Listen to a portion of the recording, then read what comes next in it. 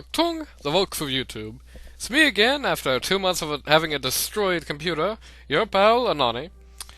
Here today with a new episode of Let's Explain Victoria 2, and today's topic is going to be Ottoman Empire strategy.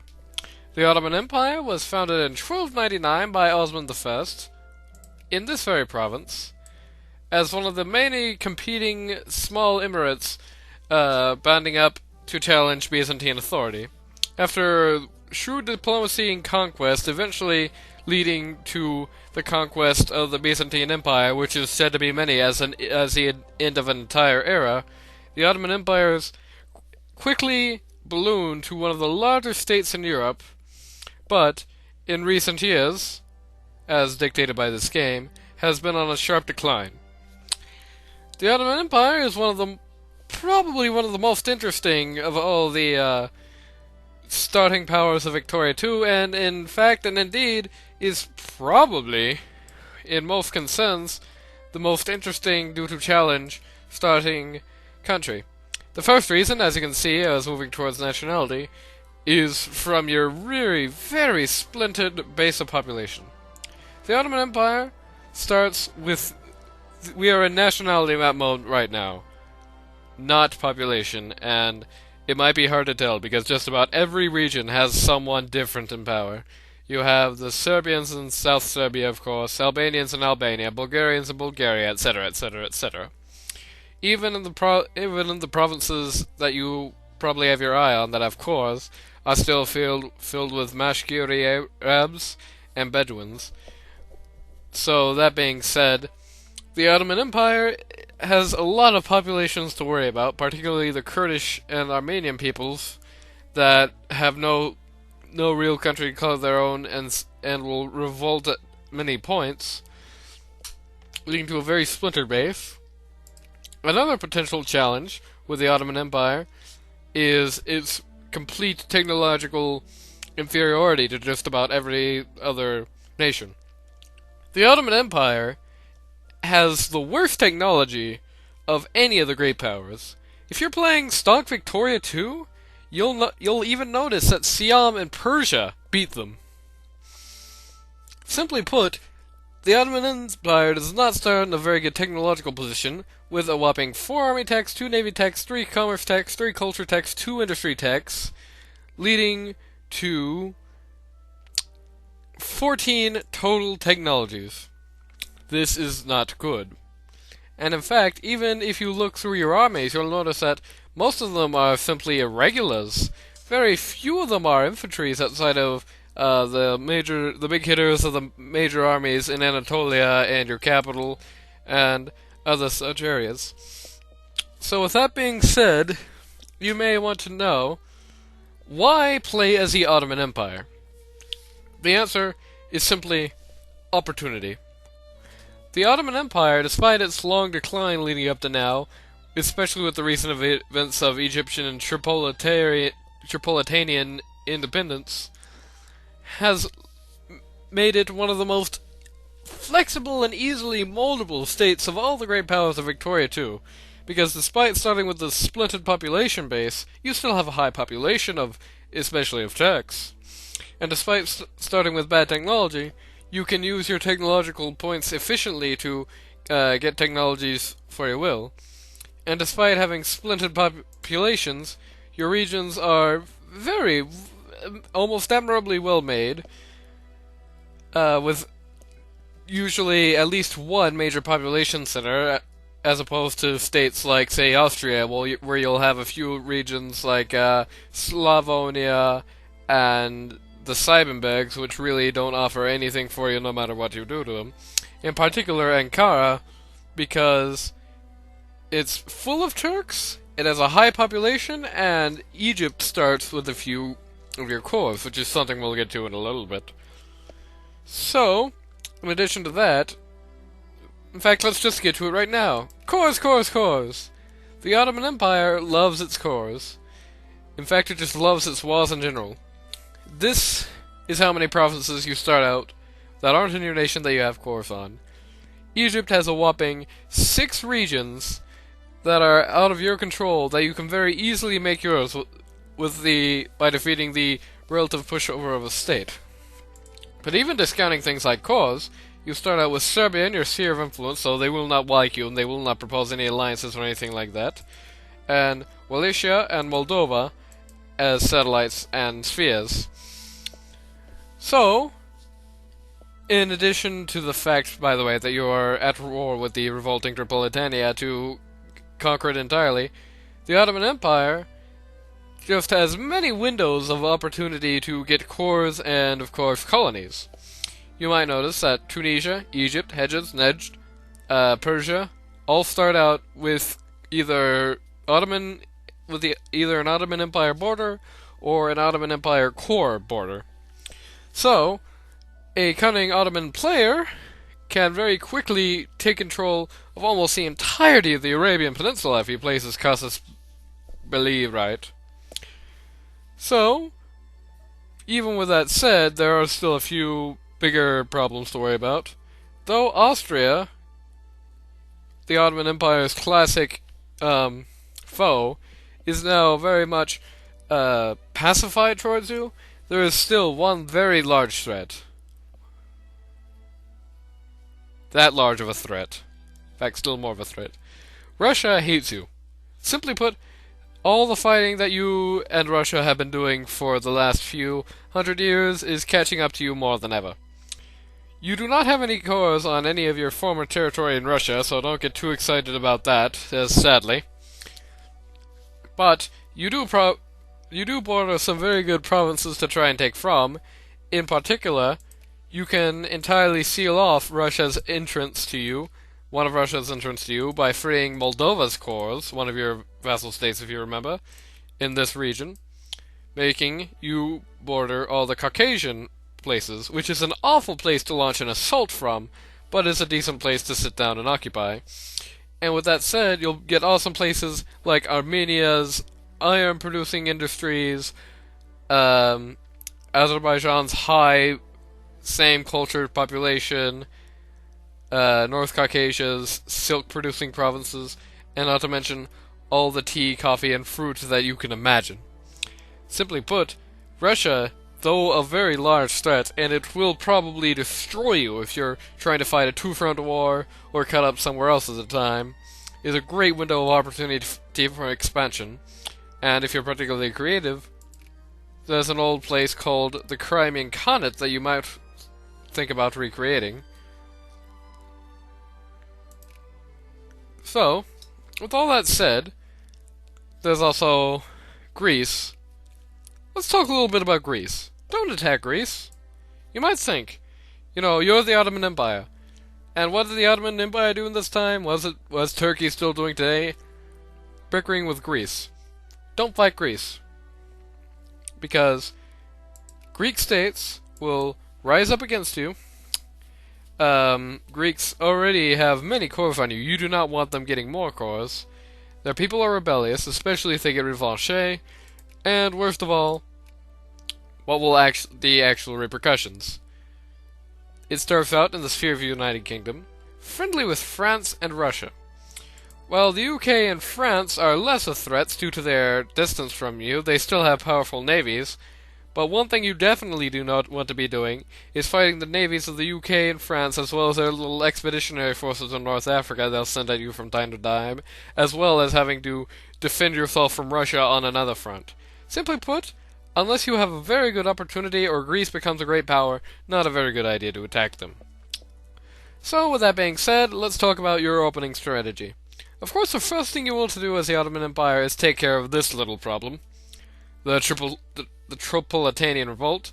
It should be too hard to crush because they're a landlocked, uncivilized, one-region minor that you are already actively annexing, where you have a cavalry army and infantry army with no leaders, but can be very easily be given, as well as if you're playing any mods, Tunisia and Egypt should still be with you at that point, so it should be just a steamroll.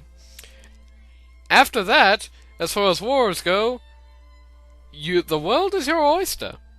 You have Egypt in the middle of you, if you're not playing mods again, that has many cores on you, many places to colonize, and just overall just a fun place to just beat up and attack. You have Persia, which can be sphere to make an easy ally or attack to get some good land.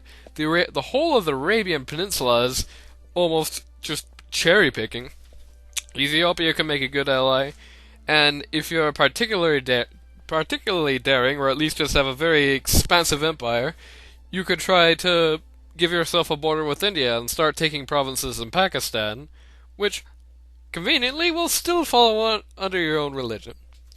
So, let's talk about some things to set up your Ottoman Empire game in 1836 with a few tips. First and foremost, you want to encourage soldiers for a while. I won't say for the whole of the game, because unlike most places, the Ottoman Empire shouldn't have too much of a problem obtaining their soldiers. Thing is, though, you don't want to make the same mistake that you and Austria-Hungary did in real life and rely too much on local militias for support, because Albanians will of course defect once Albania starts revolting, for instance, so those aren't soldiers to be relied on. In addition, you'll want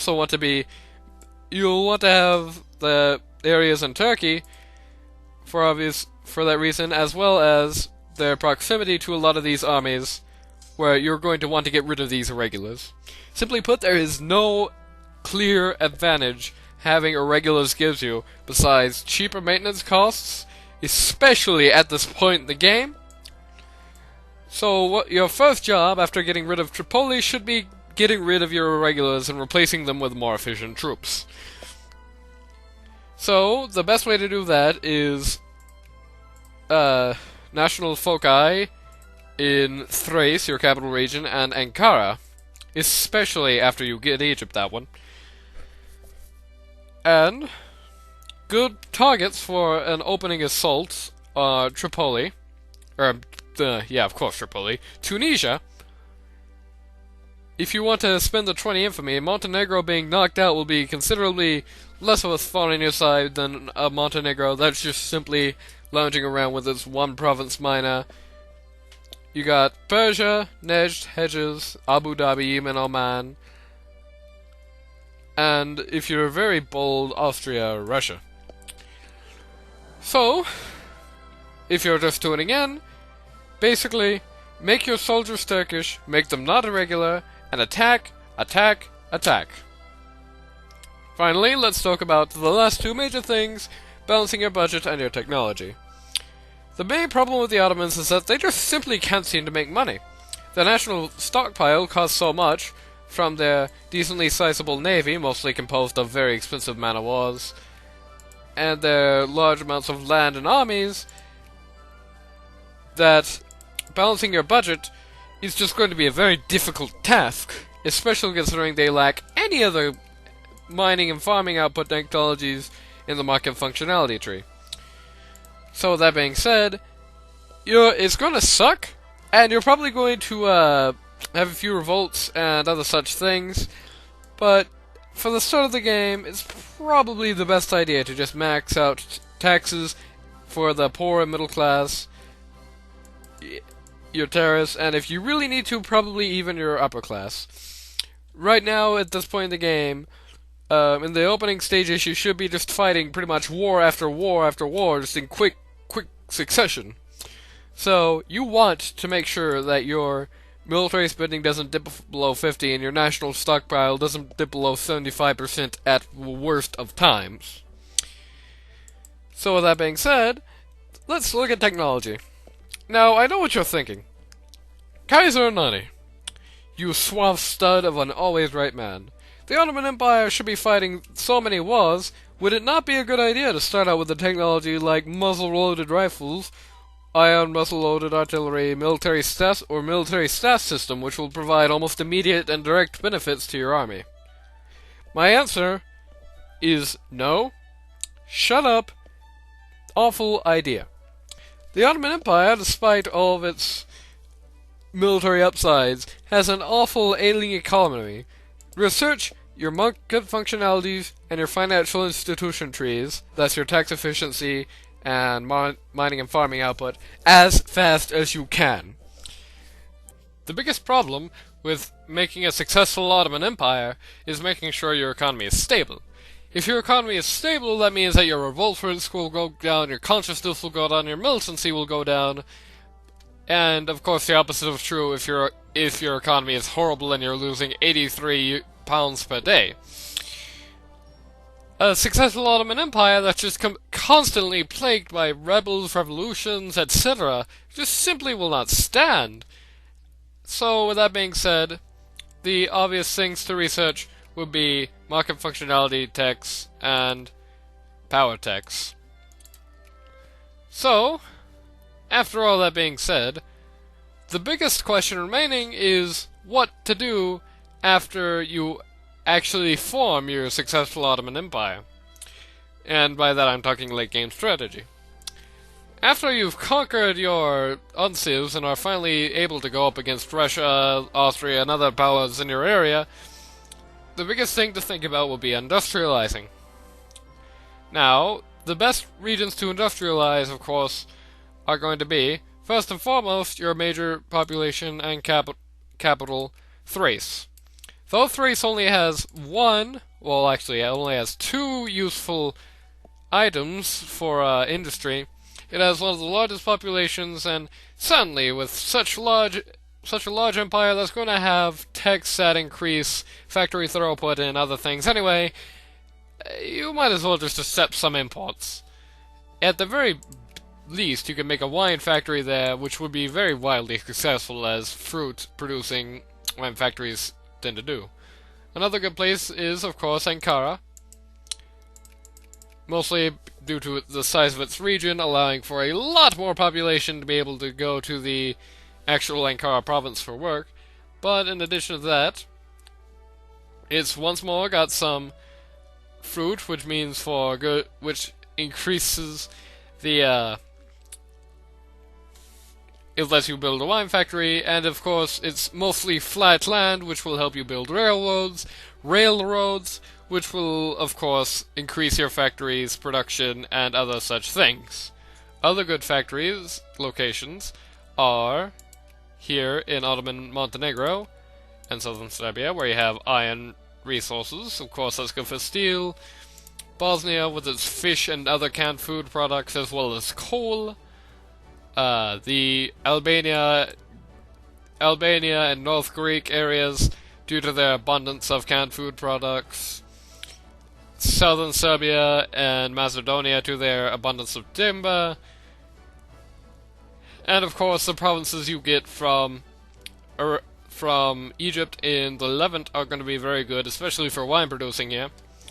And let's not forget the littlest known of all the Ottoman Empire's major states, Iraq, with two sulfur-producing provinces, as well as a third one here in Ottoman Asian Islands, but don't worry too much about that because that's too low population to be really useful to you. Being one of the few areas held by a European nation at the start of the game that actually produce sulfur, other ones seen here, this can be a very profitable area to use and exploit. So with that said, military first, conquest later, and of course, make your own strategy. Now I know it's kind of hypocritical to make a video all about telling you the strategy and then telling you to make your own strategy, but the point is, just get there, do what you want, and go by my guidelines, not as laws, but as, of course, guidelines. So, with that said, look forward to additional episodes of Let's Explain Victoria 2, the very shortly upcoming finale of Red Orchestra 2.